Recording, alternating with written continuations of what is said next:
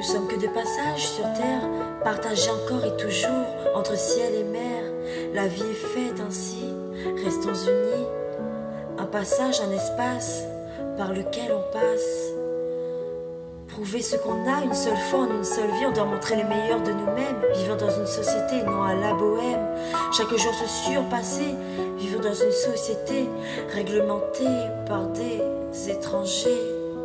Chaque jour en stress, ne pouvant montrer des signes de détresse, ne pouvant se permettre aucune paresse, un monde manipulé par la presse. Que pouvons-nous y faire à part nous rêver, nous dissocier de cette vie malheureusement incarcérée?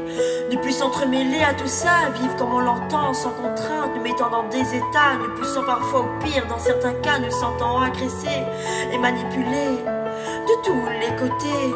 Ouvrez les yeux car... Qui a dit qu'on devait vivre ainsi? Dans le martyre, la fatigue est sans cesse.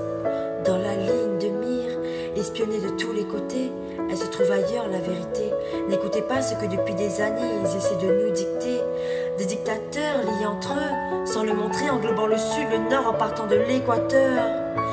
La misère, la famine, les dettes, les cibles faciles. Tout ça pour de l'argent, de l'or inexistant. En réalité, l'homme n'est pas fait pour ça. Ils ont mis en place l'argent et le pouvoir pour diviser le monde et diriger à leur bon vouloir. Nous sommes tous égaux devant notre Père d'en haut. Un monde où l'argent ne compte pas, ni le pouvoir, non. Un monde où tous ont droit au bonheur, sans peur, peur de ne pouvoir payer, peur de ne pas évoluer, alors que tout ça, ce sont les hommes qui l'ont instauré. Nous sommes tous nés avec des facultés, nous sommes tous destinés à nous unir, plutôt que de nous autodétruire. Nous sommes faits ainsi pour cette vie. Il suffit d'avoir un regard externe, car depuis des siècles maintenant il nous berne.